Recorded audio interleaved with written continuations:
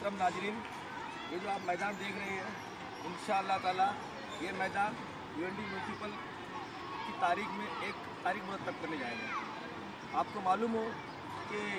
22 मार्च 2018 दोनों जुमेरात यहाँ तालीमी कार्रवाई का इनेकाद किया गया है, जिसके अंदर म्यूनसिपल स्कूल उर्दू की तमाम स्कूलें जो 48 है, इंशाअल्लाह ताला उनके 24 स्टॉल बनेंगे और वो बच्चे जो कमज़ोर है, जो अप्रगत है, उनको प्रगत करने के लिए पूरी कोशिश की जाएंगी और उनके लिए वैसे टीचिंग एड बनाए जाएंगे। तो इसके लिए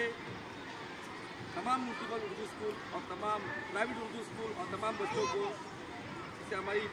ये दरख्वास्त है कि आप लोग 22 मार्च के दिन यहाँ जरूर आइए और इस तारीखी मैदान को इस तारीख में रखा।